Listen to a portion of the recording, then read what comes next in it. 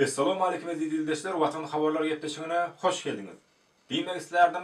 Salamu alaykum aziz dostlar, Hanol Media kanalına hoş geldiniz. Bugünkü videomuz bütün dünyanın howsala salan koronavirüsü, yani COVID-19 barada.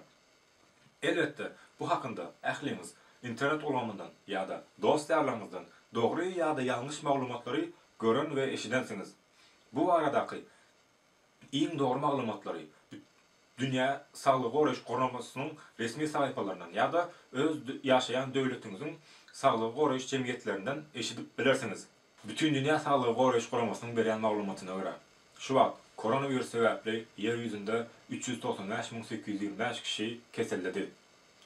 Olardan gynansak da 17.235 kişi aradan çykdy. Gowy habar 103.848 kişi hem gowulaşdy. Koronavirüsü yer yüzüne yayrap, şu wagt 168'den gowrak döwletde görülýär. Iň köp hem Hytaý, Iran İslam döwleti, Italiýa, Amerika ýaly döwletlerde koronavirus wakalary görülip, şu wagt yer yüzünde beýle wakanyň görülmedigi döwletler gaty azaldy.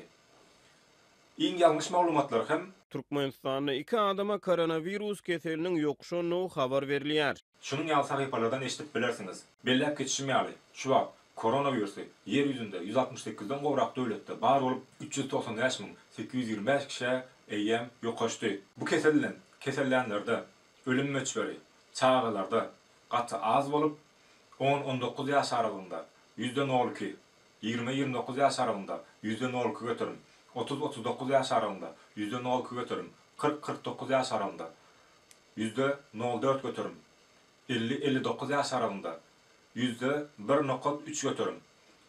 60-69 yaş aralığında 3.6 götürüm. 70-79 yaş aralığında %8 götürüm. 80'den ulu yaşlarda hem %14.5 götürüm. Ölüm bilen neticelenip ortaça %2.3 götürümü ölüm bilen neticelenýär. Ortalama bu keselilen ölümlerin ölüm möçberi grip bilen ölenlere seredende gaty az bolup durýar şu wagtlykça. Dünya Sağlyk Goraýyş geçen ýylky beren maglumatyna görä, bir ýylyň dowamında 5 milliondon gowrak adam grip bilen kesellep, olardan 650.000 kişisi belli sebeplere görä aradan çykdy. Biziň bu ýerde diýmek isleýän zatymyz koronavirusy gripden az howply netijesini bermek däl. Koronavirusundan panikasynyň we bilgisizliginiň gaty howplydygyny size ýetirmek. Bilgisizlik hökmünde Hytaýyň Wuhan şäherinde beýle wakanyň çykan desine Türkmenistanyň Hytaý bilen gatnawyny wagtlança çäklendirmegi we Hytaýdan gelen adamlary 14 gün gözden geçirmegi muňa bir gowy meselen bolup biler. Emma Italiýanyň beýle howpyň yer ýüzünde ýaýramagyna seretmezden karnawallaryna dowam etmegi şu wagt Italiýada günde 700'den gowrak adamyň ölümine ýetirdi. Bu ýerde Hytaý, Iran İslam döwleti, Türkiýe ýaly döwletlerde beýle wakanyň çykan desine Türkmenistanyň o döwletler bilen gatnawyny wagtlança çäklendirmegi Türkmenistana geljek howpyň öňüni almak üçin gowy bir mesele bolup durýar. Yeri bu bir kesel we Türkmenistana asla barmaz diýen bir şert ýok. Diýeli, koronavirusy Türkmenistana baran ýagdaýynda Türkmenistan bu ýagdaýa nähil derejede taýýar. Türkmenistanda entek hiç ýyl koronavirus wakasy görülmedi. Muňa garamazdan Türkmenistan koronavirus bilen görüşme ähtimallygyna garşy özüni ýokary depginde taýýarlaýar. Muňa meselem hökmünde ilkä Türkmenistanyň resmi maglumat sahypalaryny, sonra da öz öýümden dogan gandaşlygynyň maňa berýän maglumatlaryny siziň bilen paýlaşyp bilerim. Bizim köýtende gatramyzda hem mekteplerde we çağlar baglarynda, edara we karhanalarynda we etrawyň köpçülik adamlarynyň jemlenýän ýerlerinde arasaçak işlere alınıp barylýar. Şeýle-de ýokarda görkezlen ýerlerde girelerlerde oksalin mazy çalınýar we klor erini bilen temizlenilýär, dezinfeksiýa edilýär. Sonra da ýüzärlik bilen tütedilýär. Döwlet ýolbaşçysy tarapyndan halkymyzyň asudalygy we saglygyny üçin ýörükde işler alınıp barylýar. Döwlet başlarymyz İsmat adynyň dowamynda ýurdumyzyň Saglyk Goraýyş we Derman Senaty ministri Aman Nepetov bilen telefon arkaly gurrundaş bolup, vilayatlarda Saglyk Goraýyş ulgamyna degişli detgalardaky gurulşy işleri, olarda alınıp barylýan işleň depkinleri bilen gyzyklandy. Mehriban arkadaşymyzyň aýdýaly, durmuş maksatly detgalaryň, aýratynam häzirki zaman hastahanalarynyň, saglyk merkezleriniň gurulşy häzirki döwrüň talaplaryny we halkara derejelerine dolu laýyk gelmeleri. Hormatly prezidentimiz bu barada aýtmak bilen, häzirki döwürde dünýäde emeli gelen ýagdaýy nazara alyp, sağlyk merkezlerine ýokunç kesellere garşy göreş şäherleriniň hemme taraplaýyn derejede üpçün edilmeligini, muň üçin olaň zerur bolan ösen tehnologiýalar bilen enzamlaşdyrylmalygyny belledi. Şol urwatyň özünde lukmançylyk merkezleriniň işine häzirki zamanyň ösen tejribeleriniň, täzeçil tehnologiýalaryň ornaşdyrylyşynyň iýdigiderli gözegçilikde saklanylmalygyny aýdyp, döwlet başdanymyz bu babatda Aman Nepes we birnäçe anyk görkezmeler berdi. Häzirki wagtda Hytaýyň hökümeti we halky täze görüşli COVID-19 koronawirusi sebäpli ýüze çykan köpçülikleriň ýokunç keseline garşy görüşmekde ähli tagallalar edýär. Men siziň Hytaý tarapyna bildirýän duýgudaşlygyňyza kemem gollugyňyza hoşallyk bildirýän we oňyn baha berýän.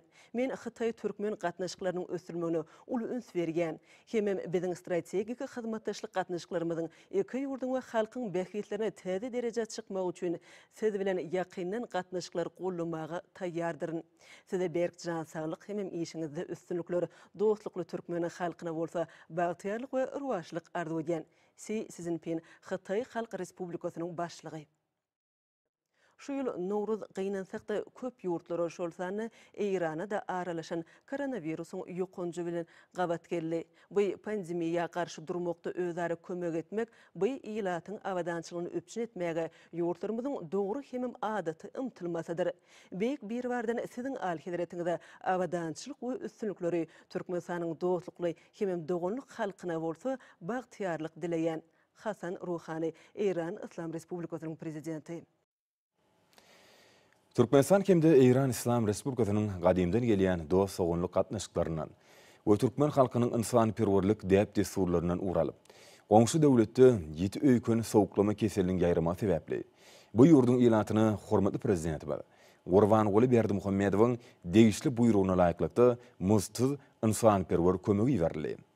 Avtolog kerwani bilen iýerilen insanyperwer ýük şuwun Eýran Islam Respublikasynyň Horasany Razawy welaýatyna barp goşdy. İnsanperwer ýüki saglyk goraýyş maksatly serişdelerden hepde azyk önümlerinden ibaratdyr. Türkmenistan ilkinjileriň hataryna goňşy ýurdun dogonlyk halkyna insanyperwer kömegini berdi.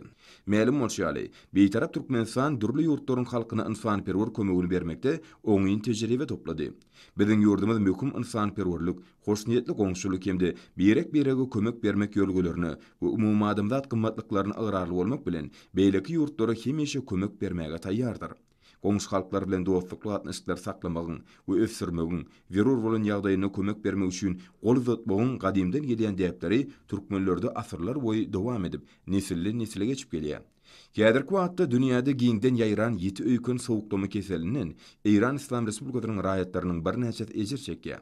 Milletimize mahsus bolan insanyperwerlik we rehimdarlyk ýolgalarynyň uralýan Türkmenistan dogonlyk halka şu kıyın gününe de insanyperwer kömegini berdi. Bu ýerde guralan dabara Eýran Islam Respublikasynyň Horasan Razawy welaýatynyň Derege şäheriniň häkimi Eýran Islam Respublikasynyň Türkmenistanyň adatda naşar we dowlat ýaly ilişdi hemde Derege şäheriniň saglyk goraýyş müdirliginiň başlygy bu ýurdun habar berişdirişleriniň wekilleri gatnaşdylar. Hemde insanyperwer ýüküni kabul etdiler. Eýran Islam Respublikasynyň ýolbaşçy düzümi Türkmenistanyň dogonlyk insanyperwer kömegi üçin döwlet başdanymyza hoşallyk dillerini beýan etdiler. Bu işleriň hemmesi gahrman arkadamyzyň alyp barýan insanyperwer daşary siýasatynyň nowatda gedek dawarlanýanyna şaýatlyk edýär. Iki halky gadymdan gelýän dogonlyk we ruhy ýakynlyk baglaýar. Türkmen Eýran gatnaşyklarynyň taryhy kökleri müňgürliklaryň jümmüşinden golbaş alyp, iki halkyň berek-berek hormat goýmagynyň möhüm esasy bolup hyzmat edýär. İki döwletiň arasyndaky insanyperwer gatnaşyklarynyň berkidilmegine we giňeldilmegine uly ähmiýet berilýär. Hormat prezidentimiň tapşyrygy boýunça geçirilen bu insanyperwer şäheri iki goňşy döwletiň arasyndaky gatnaşyklar berkitmäge hyzmat edip, dostluk we hoşniýetli goňşylyk däpleriniň meýzemezliginiň ýene bir aýdyň suwutnamasyny uruldy.